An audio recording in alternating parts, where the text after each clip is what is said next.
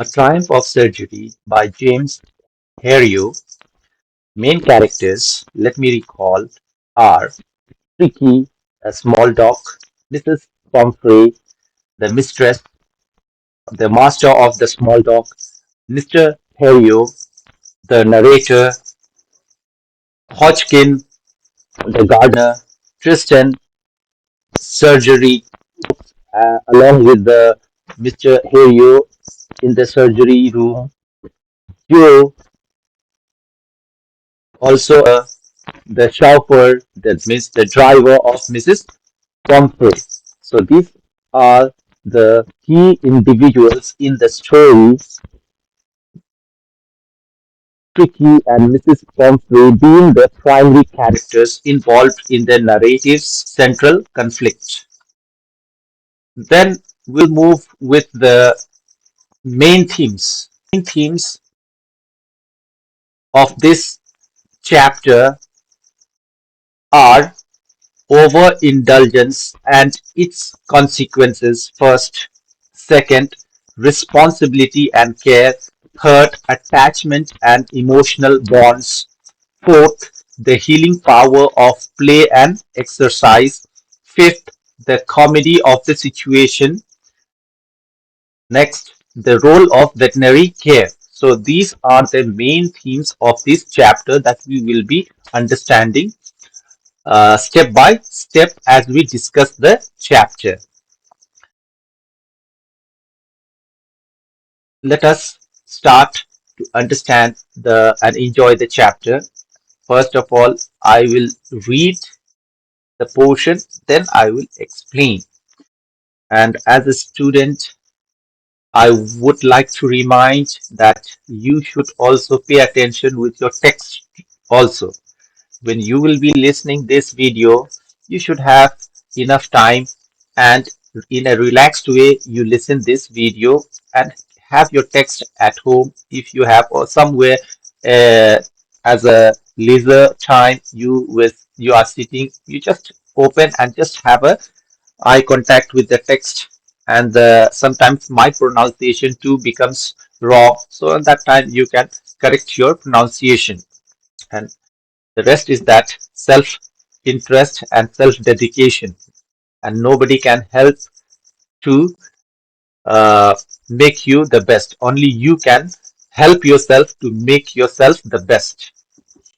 So let us begin with the chapter uh, Triumph of Surgery by James Herriot. I was really worried about Tricky this time. I had pulled up my car when I saw him in the street with his mistress, and I was shocked at his appearance. He had become hugely fat, like a bloated sausage with a leg at each corner. His eyes, bloodshot and rheumy, stared straight ahead, and his tongue lolled from his jaws. Mrs. Pomfrey hastened to explain. He was so listless, Mr. Herriot. He seemed to have no energy.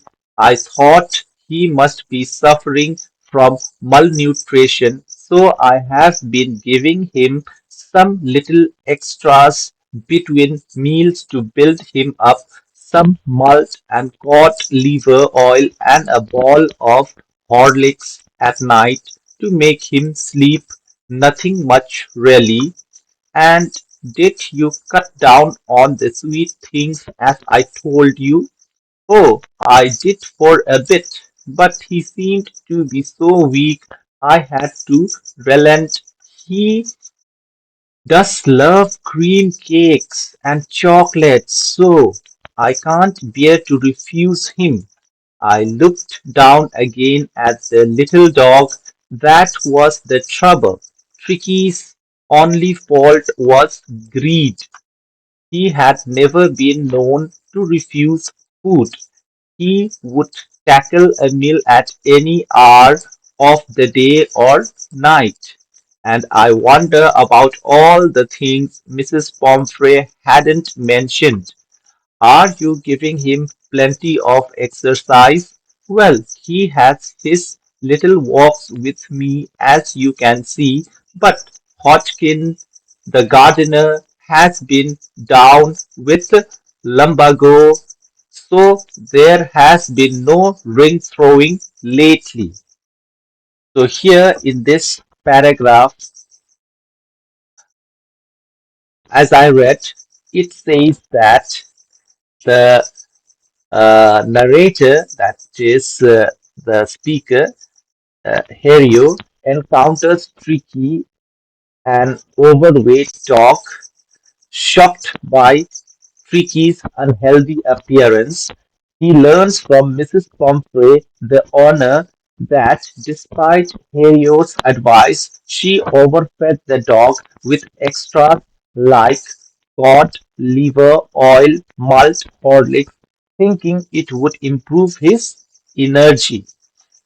But it had become opposite reaction.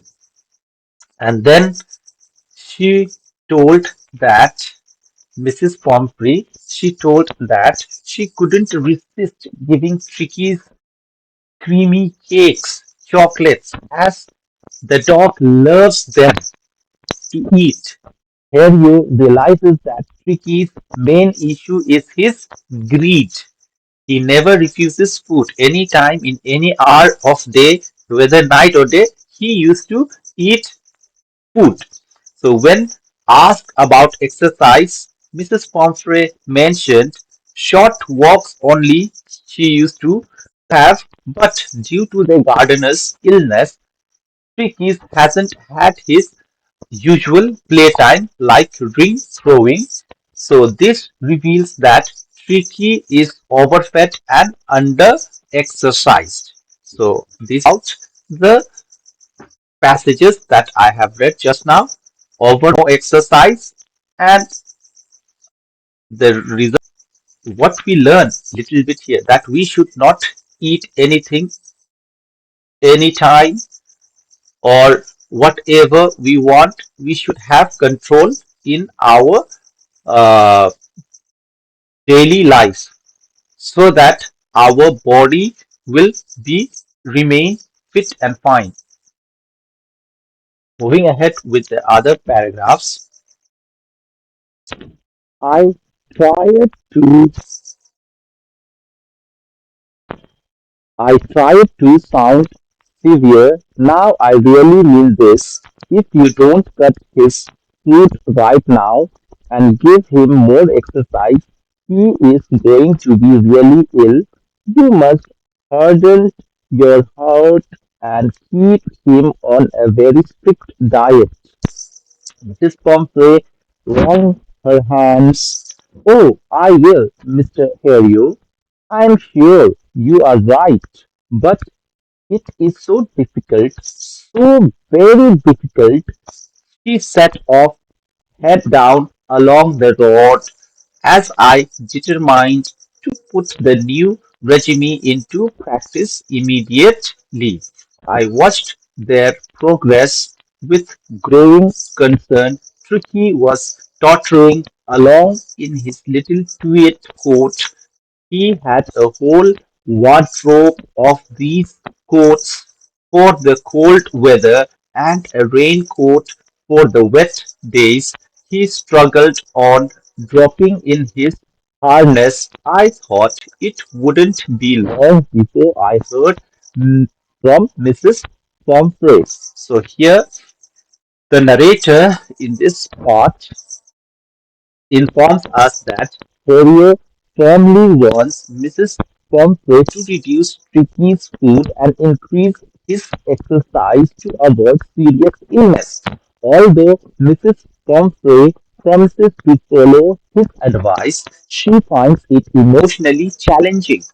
As she walks away with Tricky, Herriot grows concerned, noticing the dog struggling in his fancy tweed coat, hinting that Mrs. Pomfrey may soon need his help again.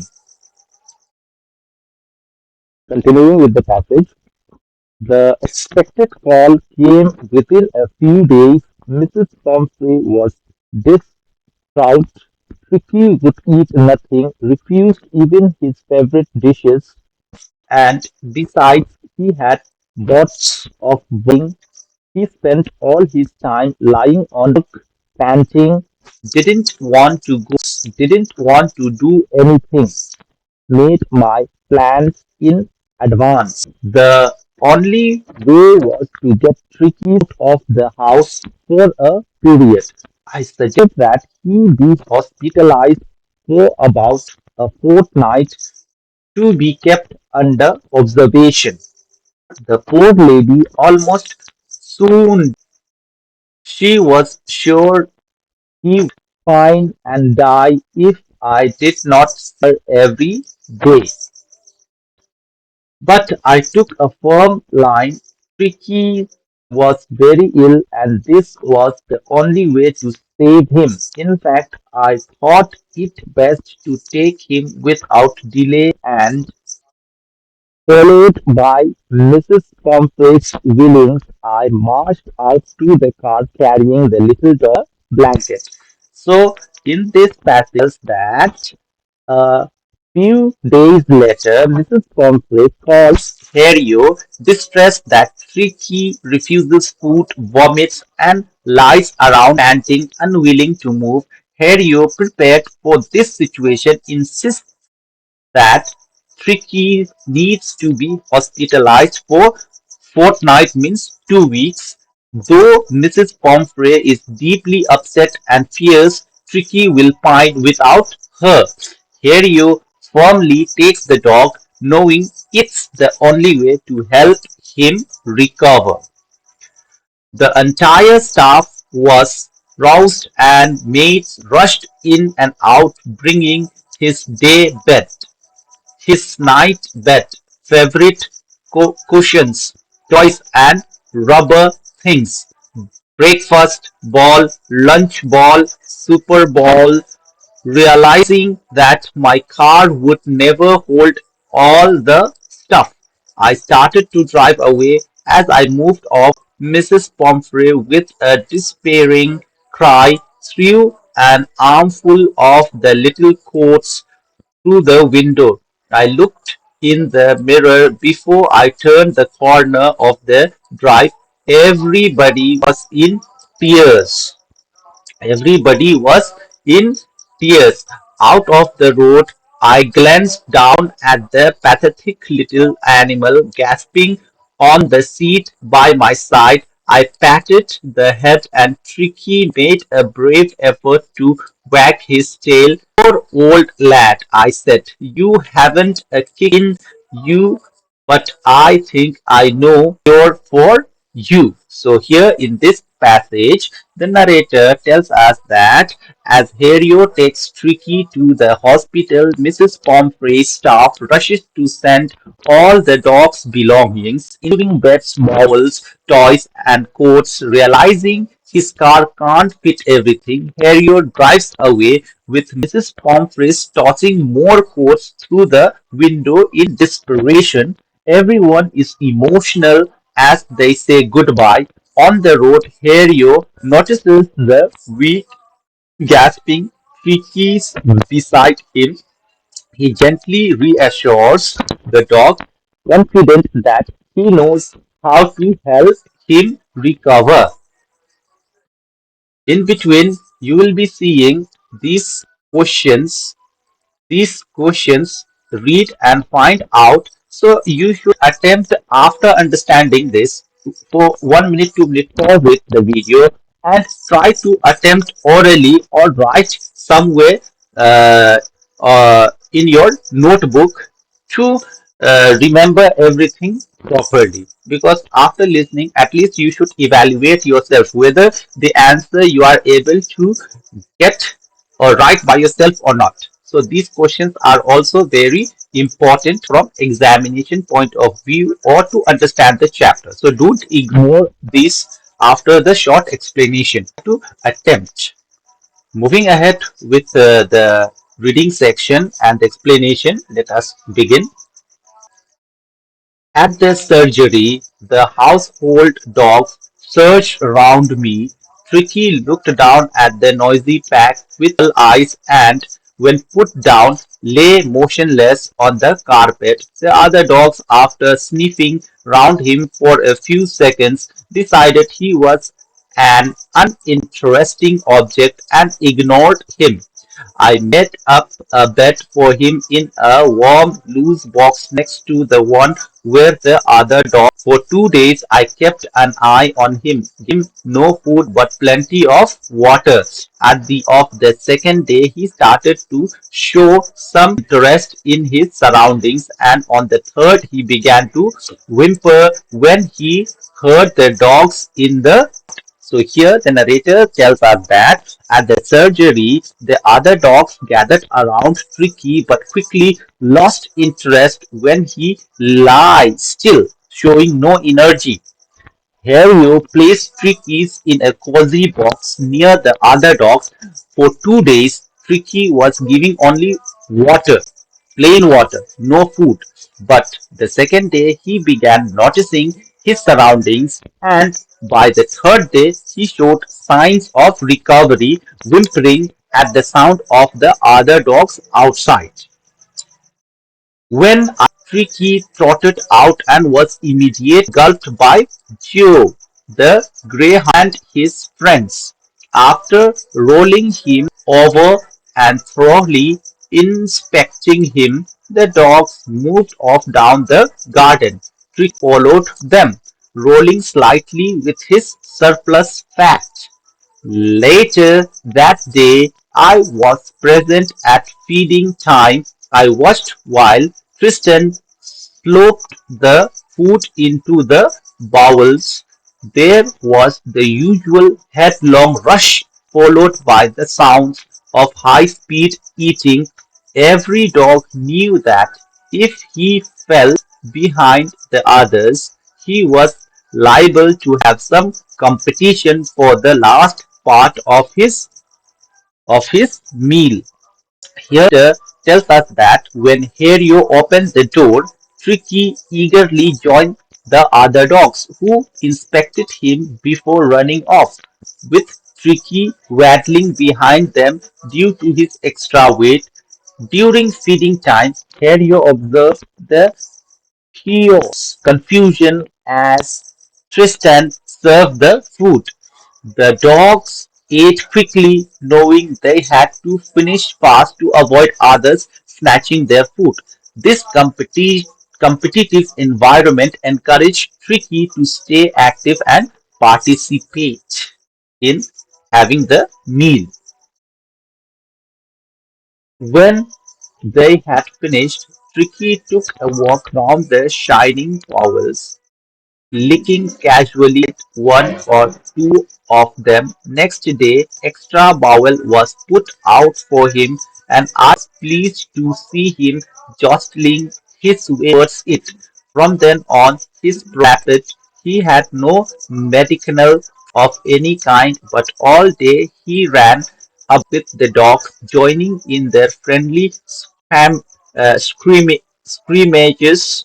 He discovered the joys of being bowled over, trampled on, and squashed every few minutes.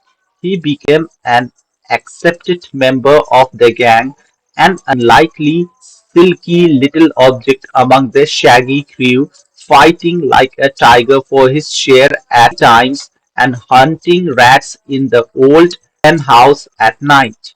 He had never had such in his life.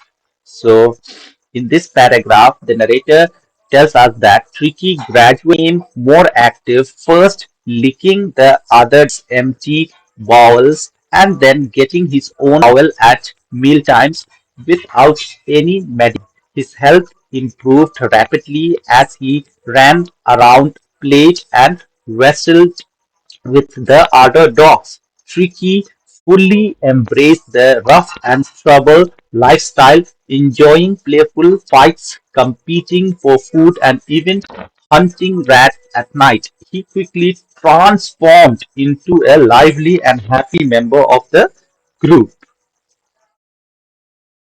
All the while, Mrs. Pomfrey hovered anxiously in the background, ringing a dozen times a day for the latest bulletins. I dodged the questions about whether cushions were being turned regularly or his correct coat worn according to the weather, but I was able to tell her that the little fellow was out of danger and convulsing rapidly. The word convulsing seemed to do something to Mrs. Pomfrey. She started to bring round fresh 2 dozen at a time to build up Tricky's strength. For a happy period, my partners and I had 2 eggs each for breakfast, but when the bottles of wine began to arrive, the real possibilities of the situation began to dawn on the household.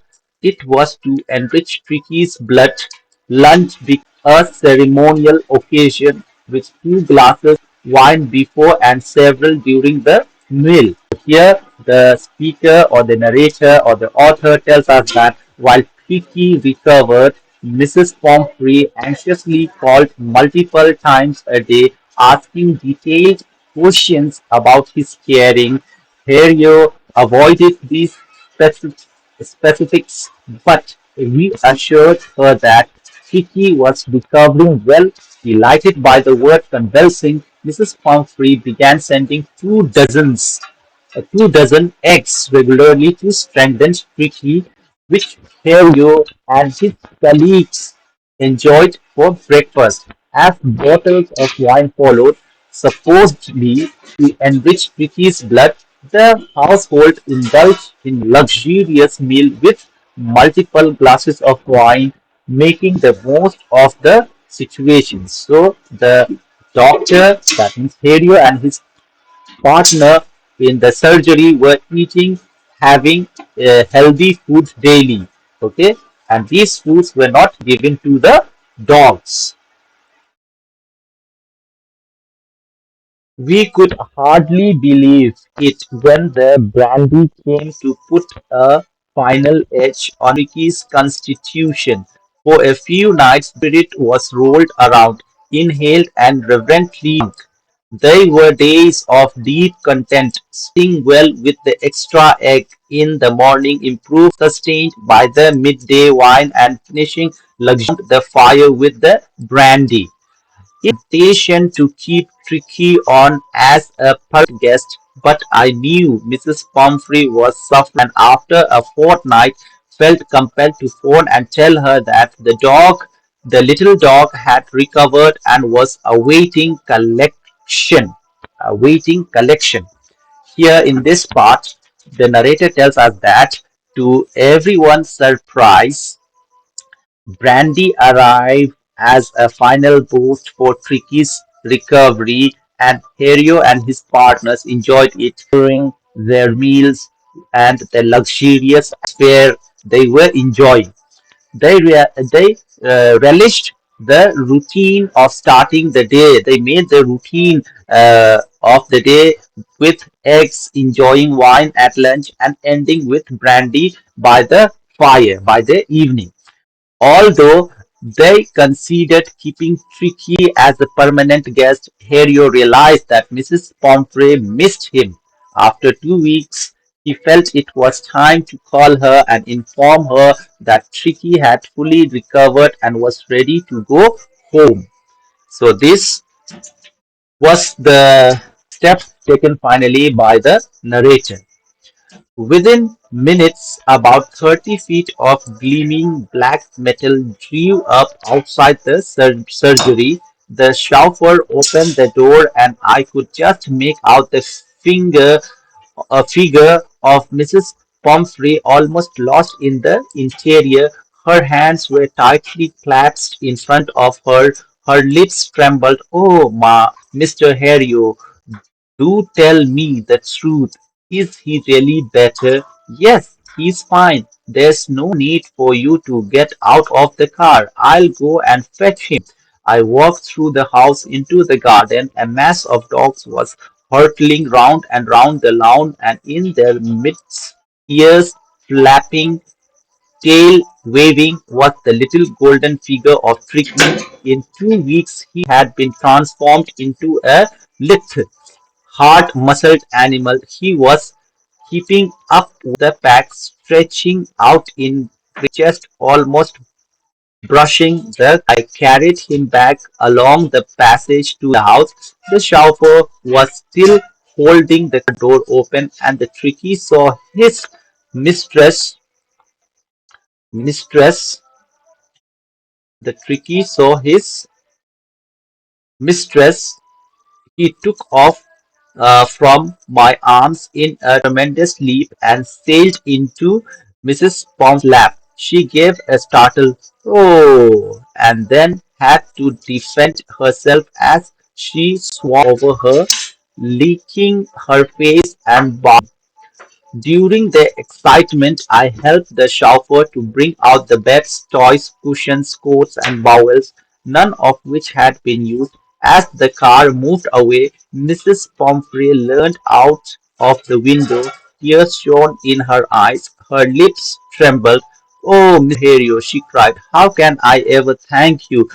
This is a triumph of a surgery." So finally, the narrator is telling us that uh, Mrs. Pomfrey arrived in a shiny black car, visibly anxious and eager for the news about Tricky. Herriot reassured her that Tricky was fine and offered to bring him out to her. As he walked into the garden, he saw a lively group of dogs running around with Tricky's among. In just 2 weeks, Tricky had transformed from a sluggish dog into an energetic one, bounding and playing confidently with the other dogs. More Herriot carried Tricky's back to the front of the house, where the chauffeur had held the car door open. As soon as Tricky saw Mrs. Pomfrey, he jumped from Herriot's arms and leaped into her lap, surprising her with his enthusiasm as he licked her face and barked excitedly. While she embraced him, Terrio helped the chauffeur retrieve all of Tricky's unused belongings from the car. As they drove away, Mrs. Pomfrey leaned out of the window and tears in her eyes, and expressed her heartfelt gratitude, calling Tricky's recovery a triumph of surgery. So finally, the moral that we hear is this: that responsible ownership, including proper diet and exercise, essential for the healthy and well-being of animals. And same thing it reflects to us also. Are also responsible for ourselves. So we should also have our responsibility, including our exercises, and have proper healthy diet in order to be well-being and fit person on this earth.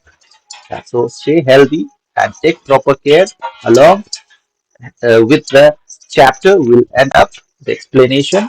So if you have enjoyed the chapter, one thing I always say that have have your book and read yourself for more excitement, enjoyment, and detailed and deep understanding. And this is for the student. Glossary also you should go ahead with. Okay, this is also very important that you must know the particular word meaning, what does in this chapter mean, because this word meaning will help you to increase your vocabularies. And there are the questions that you should evaluate yourself.